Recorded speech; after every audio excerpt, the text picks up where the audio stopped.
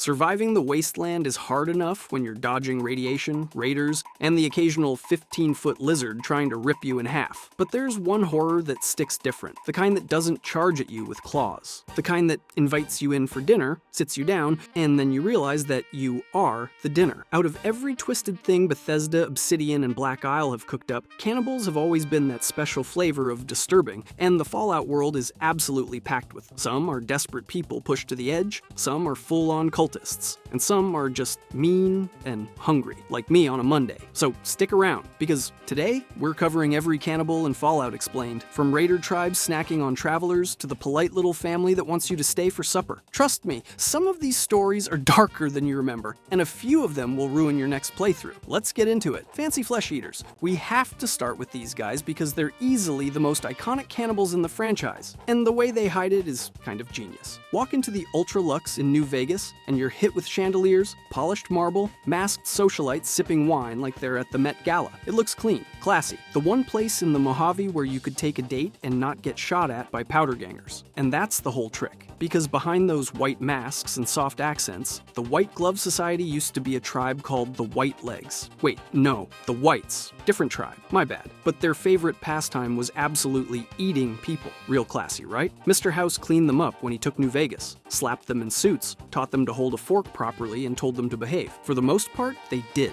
They ditched the cannibal ways, started serving normal food, and pretended the whole eating human beings thing was a weird phase. We've all been there, no? Just them? But here's where it gets grim, because not all of them were on board with the new lifestyle. A faction led by a guy named Mortimer wanted to bring the good old days back. And by good old days, I mean hunting travelers, chopping them up, and serving them as the dish of the night. Mortimer is the kind of guy who smiles at you while deciding which part of your leg would pair best with red wine. If you do his questline Beyond the Beef, he actually asks you to help him convince the society to return to their roots by serving them a meal made from Ted Gunderson, the son of an NCR rancher they're holding captive in the basement. And yeah, you can actually go through with it. You can serve a room full of rich socialites, a human being, they eat him without knowing, then Mortimer reveals what they just ate. Depending on how you play it, the society either goes full cannibal again, or you expose Mortimer and push them further into civility. Honestly, the White Gloves are the perfect villains, because they aren't frothing maniacs. They're polite, they're articulate, they'll greet you at the door and show you to your table, and then someone in the back is sharpening a knife for your ribcage. What makes them so disturbing isn't just that they ate people, it's that they dressed it up as culture, made it fancy, wrote it on the menu in cursive. And if fine dining flesh eaters sound bad, wait until you see what's waiting in the capital wasteland, because these next guys don't even bother with a menu. Raider meat hooks walk into any raider camp in Fallout 3, and there's a solid chance you'll find body parts strung up like decorations, heads on spikes, torsos dangling from meat hooks, limbs tossed into cooking pots. It's not subtle. It's actually one of the most horrifying parts of exploring the capital wasteland, because the game just lets you stumble onto this stuff with zero warning. You'll be minding your business, searching a gas station for scrap, and suddenly you turn a corner and there's a guy cooking a leg over a fire while humming. Not great for mental health. NGL. Now, the game doesn't always outright say every raider is a cannibal, but it implies it heavily through environmental storytelling. Some of them straight up have piles of gore in their hideouts, with no other explanation. Considering how scarce food is and how raiders don't exactly farm Brahmin the traditional way, it doesn't take much to connect the dots. Capital Wasteland raiders are desperate, addicted, and violent. They take Jet and Psycho until they can barely function as human beings. Food is scarce, they don't trade, and they spend most of their time killing. So when they ran out of stuff to eat, well, they just killed a whole bunch of travelers that day. Why waste it? That's the actual logic happening here. And it's terrifying because it isn't some grand ideological thing. It's just what happens when humans stop having rules. Out of every raider group in the series,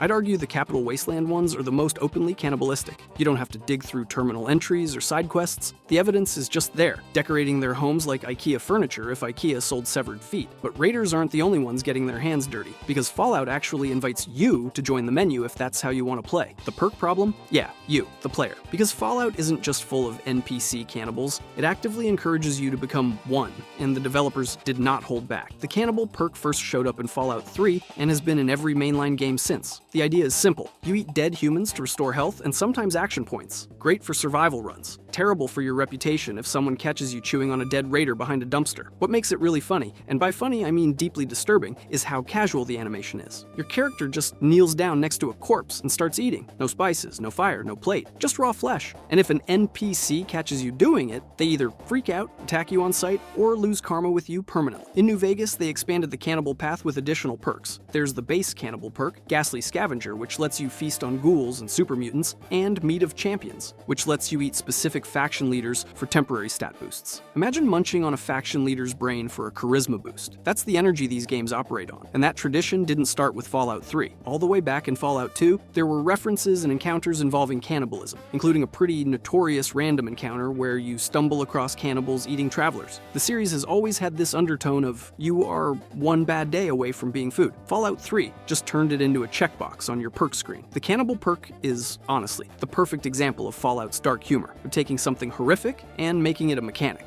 You can shrug off. Hungry? Eat a guy. Low HP? Eat a guy. Want to roleplay as the worst person in the wasteland? You guessed it, eat a guy. It's one of those perks where people pick it for memes, then keep using it because it's actually really convenient, which I think says something about Fallout players as a whole. We're all one bad day from Mortimer's dinner party. And speaking of people who made cannibalism convenient, let's talk about the friendliest little town in the entire wasteland, where the welcome is warm and the meat is suspiciously fresh. Welcome to Andale All Right. Now we're getting into what I think is easily the most unsettling cannibal story in the series, and that's saying something. Andale looks like a joke when you first walk in. A neat little pre-war suburb in the middle of the capital wasteland. 2 houses, 2 families, white picket fences, and everyone smiling at you like you just walked into a 1950s sitcom. The dad is grilling, the kid is playing, the wife is waving from the porch. And yeah, you already know where this is going. The town is made up of 2 families, the Smiths and the Wilsons. They've lived in Andale for generations. And here's the thing, they literally never leave. They don't trade, they don't travel, they don't let outsiders stay more than a night. If you start poking around, you'll notice they keep asking how long you're staying. They keep offering you home-cooked meals. They keep pointing toward the shed out back. Don't go to the shed. Actually, do go to the shed, but be ready, because inside that shed you'll find exactly what you were afraid of. Body parts, tons of them. Bones, meat, human corpses hanging from hooks. The 2 families have survived for generations by luring travelers in, feeding them a home-cooked meal, and then turning them into next month's groceries. The worst part isn't even the cannibalism, it's that the kids don't know. One of the children actually asks you about the outside world because his parents told him the wasteland is too dangerous and no one should ever leave. Meanwhile, the adults are skinning travelers in the shed. Parents of the year, truly. And the grandpa in town, Old Man Harris, actually knows it's wrong. He's the only one who tells you the truth. Everyone else has normalized it so hard they don't even see it as weird anymore. This is multi-generational cannibalism. These families have been at this for decades. The kids are gonna grow up, take over the shed, and keep the tradition alive. That's way scarier than any raider with a meat hook. What really sets Andale apart from every other cannibal encounter in the series is the aesthetic. It's not spooky, it's not Lovecraftian, it's not raider gore horror, it's bright, sunny picket fence Americana. And the game uses that contrast to make it 10 times more disturbing. Because underneath the waving and smiling, these are some of the worst people in the entire wasteland. If you let Andale stand, they're gonna keep feeding the shed forever. And honestly, something about the fact that you can let them stand makes the whole encounter even darker. The game just kinda shrugs and says, you can walk away if you want, that's a choice I wouldn't wish on anyone. And if you thought a small suburb was worse than what Vault Tech and their friends could produce, just wait, because the vaults themselves turned a few too many people into wasteland groceries. Vault Cannibal Origins. Vault Tech had a habit of running social experiments that went horribly wrong, and a surprising number of them ended with the residents eating each other. Not because they were designed to, but because the conditions pushed people to that edge insanely fast. Vault 106 is a great example. It was designed to test the effects of psychoactive drugs pumped through the air filtration system on unsuspecting residents. 10 days after the vault was sealed, the drugs were released, and the entire population went insane. Decades later, when you enter Vault 106 in Fallout 3, the surviving residents are still there, still hallucinating and attacking on sight. Given the state of the vault and the scattered remains, it's heavily implied that things got real bad in there, with cannibalism being one of the many horrific outcomes of long-term drug-induced psychosis. Then there's Vault 92, which was supposed to be a safe haven for famous musicians. Sounds nice, right? Wrong. It was actually an experiment to create combat-ready soldiers using white noise embedded with subliminal triggers. The residents broke down mentally, turned violent, and the vault descended into chaos. Once the experiment went wrong, the normal rules of survival went out the window fast. But the real cannibal pit of the vault system shows up in the general pattern of vaults, where food ran out or social order collapsed. Because here's the thing, once that happens and there's no way out, people have exactly 2 options: starve or eat each other. A lot of them pick the second one. It's one of those background details the games don't slam in your face, but once you notice the pattern, you can't unsee it. Vault-Tec didn't create cannibals on purpose most of the time. They just created the perfect conditions for cannibalism to bloom. Nature finds a way, I guess. A really disgusting way. Vaults aren't the only place that produced wasteland cannibals, though, because sometimes the nicest guy you meet has a very concerning past on his resume. Meet Cannibal Johnson. In Fallout New Vegas, there's a character named Cannibal Johnson. And yes, that's his actual name. He's a Hoover Dam veteran you can recruit to help defend the dam during the final battle. He's a grizzled old guy living out in a cave near Bitter Springs, very chill, very helpful. But his name isn't just a joke. If you talk to him, he admits it without much prompting. He ate people, human flesh, multiple times during his years fighting in the wasteland. He's not proud of it, but he doesn't hide from it either. He's just an old man trying to live out his days in peace now, occasionally reminiscing about the times he had to make some dark choices to survive. What makes Cannibal Johnson stand out is that he's actually a good guy. He fights for the right side, he's friendly, he gives you intel, and he's just normal, kind of? Like if your weird uncle had a really dark tour of duty story. The game uses him to make a point that I don't think enough people talk about. In the wasteland, cannibalism isn't always a sign someone is evil. Sometimes it's just what people had to do to survive. Johnson didn't want to eat people, he had to. The wasteland took his options away, and he took what was left. That's genuinely heartbreaking when you sit with it. And it makes him one of the more human cannibals in the series. Ironically, despite being literally defined by eating other humans. His whole existence is kind of a rebuke to the all cannibals are monsters framing, not because cannibalism is good, but because the wasteland is cruel enough to turn regular people into something they'd never choose to be in a normal world. Johnson is what happens when a good person survives long enough to do bad things and then has to live with the memory. But if Cannibal Johnson was forced into it by survival, the next group on this list embraced it so hard they stopped looking human at all. Monstrous human eaters, super mutants eat humans constantly. They hang bodies around their camps, cook them in massive pots, and use meat bags as a literal food storage method. The thing is, super mutants were human once. They were infected with FEV and transformed. So when they eat a regular human, is that cannibalism or just a predator eating prey? I'd argue yes, it counts. They started as humans. Their biology is still human at its core, just mutated. And some super mutants remember being human. They have conversations, they strategize. Some even read and reflect. If Fox can quote scripture and philosophize about morality, then the super mutant eating a caravan guard in the next camp over is absolutely committing cannibalism by any reasonable definition. Same goes for feral ghouls, who will happily eat humans if given the chance, and who are literally humans whose bodies got so irradiated they lost their minds. If that's not cannibalism, I don't know what is. And then there are the Trogs from Fallout 3's The Pit DLC, which are some of the most disturbing creatures in the series. Trogs are humans in Pittsburgh who were infected with a mutation called the troglodyte degeneration contagion, which turns them into feral, hunched-over creatures that hunt in packs, and yes, eat people. The Pit is full of Trogs, and half the plot of the DLC revolves around finding a cure. Until that cure exists, Trogs are essentially wild cannibals roaming the ruins of Pittsburgh, hunting their former neighbors. The Pit is one of those DLCs that doesn't get talked about enough, but it's worth bringing up here because it's a direct example of how a normal human population can become a cannibal horror show in a single generation. All it took was one bad contagion, and suddenly Pittsburgh became Night of the Living Dead, with more radiation. So when you're walking around the wasteland, keep in mind that basically everything wants to eat you, and most of it used to be you. Cheerful thought to take into your next Bethesda playthrough. And while mutants eat out of instinct, the next group on the list takes human eating to a whole new level of backwoods horror. Point Lookout. Swamp folk. We all know Point Lookout is easily one of the most disturbing pieces of content Bethesda has ever made, and a huge chunk of that comes from the swamp folk. The swamp folk are these mutated, inbred humans living in the swamps of Point Lookout, Maryland. They're deformed, violent, and almost entirely silent, which makes them 10 times scarier than any raider screaming insults at you. They just run at you with axes, shovels, and hunting rifles, and if they catch you, it's over. And what do they do with the bodies? Based on the campsites scattered throughout the DLC, the dead bodies strung up around their territory, and the general vibe of we live here and you don't, the implications are pretty grim. There are cooking setups in their camps with human remains nearby. Not subtle, the DLC wants you to reach the conclusion without spelling it out. Point Lookout is basically Bethesda's version of a backwoods horror movie, like The Hills Have Eyes meets Deliverance, with a healthy splash of swamp gas. The swamp folk are the embodiment of isolation taken to its most horrifying conclusion. They've been out out in the swamps for so long, inbreeding, hunting travelers, slowly becoming less human, that they've essentially become a new species that just happens to share DNA with the rest of us. The DLC doesn't give them much backstory on purpose. It wants you to be disturbed, and it wants you to not understand them, because understanding them would make them less scary. And it works. Every time you hear one of those rifles fire from the fog, it's genuinely stressful. Swamp folk are scary because they've gone full primal, but the next guy on the list proves you can be polite, articulate, and still way too comfortable with human flesh. Pikmin's art, yeah. Pikmin is one of the most memorable killers in the series, and there's real debate about whether he technically qualifies as a cannibal or just a serial killer with a weird hobby. Pikmin is an artist in Fallout 4 with a gallery in the north end of Boston. His art is made from human blood and body parts, and he specifically targets raiders, killing them and using their remains as material for paintings. He's technically doing a good thing if we're being generous, because raiders are awful and he's removing them from the wasteland. But his methods are insane. He tortures them, displays their bodies, makes entire art pieces from their flesh. And when you meet him, he's weirdly polite about it. He thanks you for clearing out the raiders chasing him and gives you Pikmin's blade, a unique knife, as a gift for understanding his work. Is Pikmin a cannibal? The game doesn't explicitly confirm he eats the raiders, but given the state of his gallery, the fresh displays of body parts, and the fact that his entire lifestyle is built around harvesting humans for material, it would honestly be weirder if he didn't dabble in it. You don't set up a career making paintings out of people and draw the line at dinner. That line is already miles behind you. Pikmin represents that unique Fallout energy, where the horror isn't just in the act, it's in how casually the character treats it. He's not raging. He's not insane in the frothing at the mouth way. He's just thoughtful and creative and happens to be a serial killer with an eye for composition. He sees raiders as canvases, which, honestly, if you've ever dealt with a Fallout 4 raider, kinda tracks. If Pikmin treats cannibalism like a solo art project, the next group on this list turned it into a full-blown lifestyle with matching outfits. The Pack Howls Fallout 4's Nuka World DLC introduced 3 raider gangs, and the pack gets the closest to cannibalism without fully confirming it, or crossing the line depending on how you read the environmental storytelling. The pack is a raider gang that models itself after wild animals. They dress in furs, talk in growls, decorate their base with animal bones, paint themselves like tribal warriors, and straight up tackle and bite people in combat. Their leader, Mason, is all about embracing the primal side of humanity, which in his view includes treating enemies the way a pack of wolves would. The pack's territory, based in the safari adventure zone of Nuka World, has tons of environmental storytelling suggesting they don't differentiate much between hunting animals and hunting people. There are meat hooks with mixed remains, cooking pits with questionable contents, and a general vibe of whatever we kill, we eat. Whether every single member is a full cannibal isn't spelled out, but the culture of the gang points pretty clearly in that direction. What makes the pack interesting is that they're almost a philosophical cannibal group. They eat people, if they do, because they believe humans are just another animal in the food chain.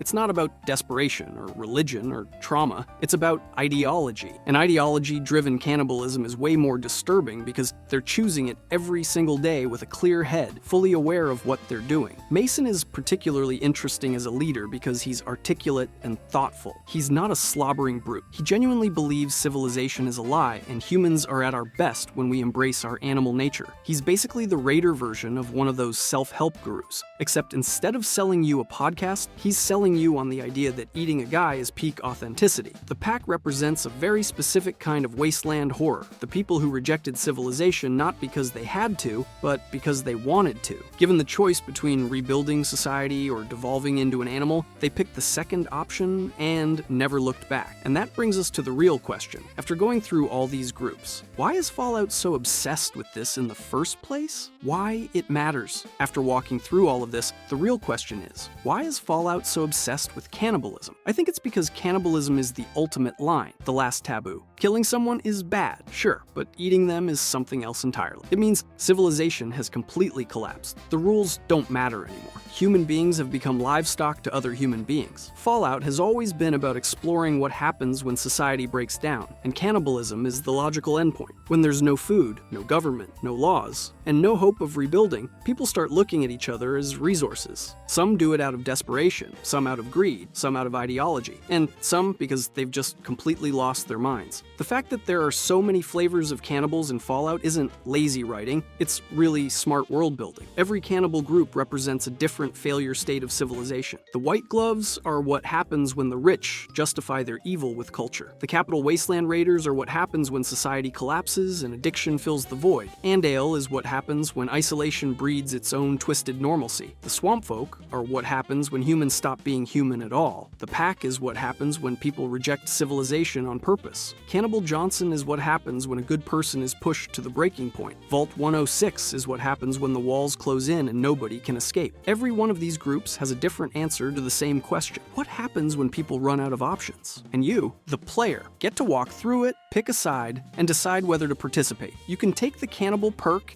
and eat your way across the wasteland. You can help Mortimer bring back the old ways. You can wipe out Andale or let it keep running. You can side with the pack, kill them, or ignore them entirely. That's the real horror of Fallout's cannibals. Not that they exist, but that the game treats them as just another option in your playthrough. In a world this broken, being a cannibal is just a build choice, a checkbox, a flavor of roleplay. And maybe that's the deepest point the series has been making all along. The wasteland doesn't turn people into monsters overnight. It just slowly removes the things that used to stop them. Food, safety, community, laws. Until the only thing left between a regular person and Mortimer's dinner party is whether or not they're desperate enough to knock on the door. It took way too long to research every corner of the wasteland for this list, and honestly, some of this stuff made me never want to eat meat near my computer again. But hey, if you're still here after all that, you clearly have a strong stomach and a healthy appreciation for messed up lore, so respect. If you enjoyed this video and want to see what happened to space in Fallout, and what's up there, click the video on the screen.